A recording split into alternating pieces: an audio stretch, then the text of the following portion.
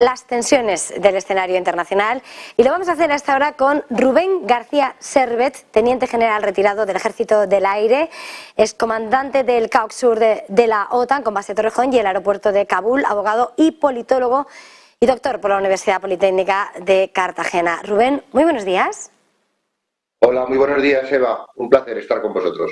El placer es nuestro en una mañana en la que además tenemos declaraciones recientes por parte de Rusia, en el que estamos muy pendientes en el escenario bélico de la guerra en Ucrania, la contraofensiva, pero sobre todo también la estrategia de Moscú. Acaba de decir Dmitry Medvedev que Rusia considera que tiene luz verde para destruir infraestructuras y cables submarinos, sobre todo al tenor de las informaciones que giran sobre la participación de Occidente, la destrucción de Nord Stream. Querría preguntarle en qué se traduce y cómo puede interpretarse esa misiva que lanza el expresidente ruso. Bueno, yo creo que es un paso más, un añadido más en una guerra de información que es el centro de gravedad de lo que estamos viviendo. Aparte de la guerra en el terreno, que la vamos siguiendo, hay una guerra de información, de mensajes, que forman parte del esquema que nos ocupa. La cuestión de los cables submarinos es un tema extremadamente peligroso porque puede crear un problema a nivel global en los cables de comunicación, los cables de telefonía, y verdaderamente sí es cierto que tienen capacidad para llevar adelante acciones de ese tipo. El problema de lo que estamos viviendo también es la atribución de las cosas, como acaba de demostrarse con el tema del Nord Stream, que no es fácil o no hay interés muchas veces en saber quién hace qué en cada momento. Lo que sí parece tener claro Rusia, al menos en su estrategia, es en que no va a dudar en defenderse, y después además de lo que han sido los ataques que van aumentando en territorio ruso, parece, y así decía Putin en la jornada de este martes, que no va a dudar en extender los territorios en Ucrania, es decir, en extenderse para proteger el territorio ruso. No sé cómo cambia esa estrategia, porque estábamos en una contraofensiva de Ucrania por defender o recuperar territorios ya asumidos por Rusia, mientras que Rusia dice que no, que va a ir más allá para defenderse. ¿Supone una escalada de ese conflicto? ¿Cómo cambia el escenario? Bueno, la realidad es que ambas partes, y eso frecuentemente en los comentarios se escapa, están en una guerra existencial, en la que están dispuestos a todo, lo cual nos coloca en un escenario verdaderamente preocupante. Nadie duda del carácter ilegal de la guerra que ha iniciado Putin, por más que su argumento y su forma de explicar el asunto intenta justificar lo injustificable. Lo terrible para nosotros es que estamos en un momento o en una evolución de la guerra en la que no se duda del recurso a la destrucción absoluta, al dejar el terreno absolutamente destruido. Recordemos puntos clave, ya lo hemos visto con el tema de la presa de Nova Kajovka, de la que nuevamente sabemos y quienes no seguimos sin saber realmente quién ha tenido la autoría del asunto. Lo terrible es que estamos con la mayor planta nuclear, Zaporilla, de Europa, y un ataque sobre esas instalaciones puede tener unas consecuencias inenarrables. Desde mi punto de vista, lo grave es que no cabe excluir una acción de ese estilo. Estaba señalando precisamente la gravedad que confiere todo lo relacionado a la voladura de presa que servía como refrigeración de esos reactores de la planta nuclear de Zaporilla. Grossi, desde la Organización de la Energía Atómica, apuntaba cómo la situación ya escala de nivel, es peligrosa, y al mismo tiempo están supervisando constantemente lo que sucede por ahí.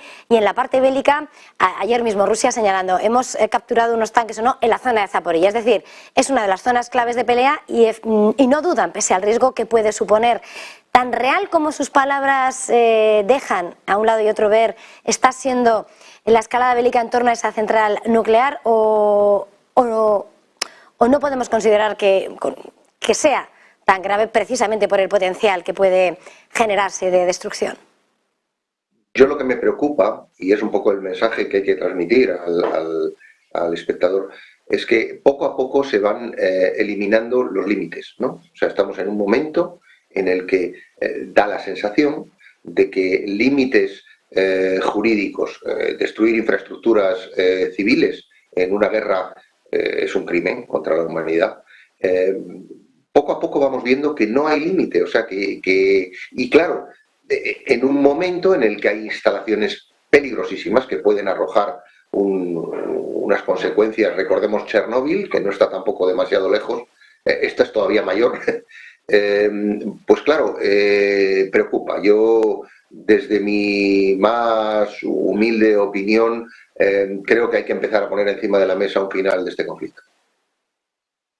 Estamos hablando, claro, de todo el tiempo de cuánto se puede acercar una solución al conflicto, pero de momento, y según el encuentro que ayer veíamos entre Jens Stoltenberg, el secretario general de la OTAN, y Joe Biden, lo que decía Stoltenberg es: cuanto más territorio recupere Ucrania, más poder de negociación tiene. Ahora mismo nadie está dispuesto a hablar, al menos de cara al discurso oficial, y todo lleva por una escalada de ese conflicto. Los riesgos, por lo tanto, no parece que se vayan a aliviar, precisamente porque todos hablan de recuperar territorio y de ir más allá. Todo el mundo da por hecho que el final de esto, como no puede ser de otra manera, será una negociación, una mesa de negociación. Todos asumimos desde nuestro lado occidental que cuanto más se refuerce de cara a esa negociación la posición de Ucrania, mejor. Pues el objetivo al final sería que en esa mesa de negociación pudiera recuperar Ucrania los territorios ocupados, pero es verdad que, y eso hay que decirlo, empezar a decirlo con cierta naturalidad, se están atravesando determinadas líneas que pueden hacer que las consecuencias de este conflicto, en el momento en el que estamos, no hace unos meses, ahora, pudieran tener resultados verdaderamente globales. Yo creo que a lo mejor es el momento de empezar a pensar en que esa mesa de negociación debiera abrirse. En este contexto, mientras se está subrayando la urgencia de introducir la necesidad de rebajar tensiones y evitar lo que puede ser, de alguna manera, Jabá, ¿no? Que sea un escenario peor que lo que se vivió con Chernóbil, está la cuestión que ahora mismo se vive en el día a día: aumenta el riesgo en Zaporilla, aumenta y advierten de la crisis sanitaria en Jersón por esa destrucción de la presa de Gayovka. Marca un antes y un después, por tanto, en esta guerra, esa voladura de la presa. Sin duda es un escalón más, que abre un escenario nuevo y que demuestra, para mí es lo grave, y vuelvo otra vez al origen de mi comentario, demuestra que es una guerra sin cuartel, es una guerra en la que parece que ninguna de las dos partes va a estar dispuesta a no recurrir a los instrumentos que tenga a mano. Claro, eso en un escenario en el que yo confirmo, es todas las fuentes que tengo, en que igual que la parte ucraniana, con todo el derecho del mundo, está dispuesta a una guerra estratégica, una guerra total para recuperar su territorio, la otra parte parece ser está en las mismas condiciones, ¿no?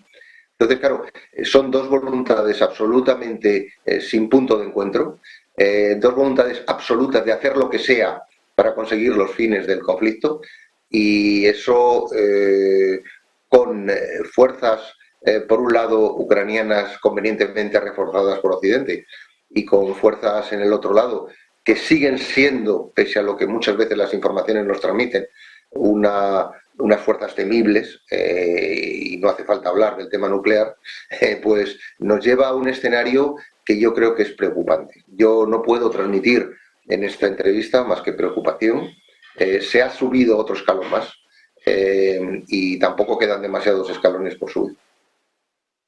Querría introducir a esa preocupación lo que supone la intervención de la OTAN. Es verdad que es apoyo militar, es reiterado el discurso de que se va a apoyar a Ucrania hasta el final, con munición, con equipamiento económico, pero al mismo tiempo están esos ejercicios militares, esas maniobras históricas en las que respondemos haciendo gala, digo respondemos por aquello que España está dentro de la alianza, en el espacio alemán, con los mayores demostraciones de poder de la OTAN, de su historia.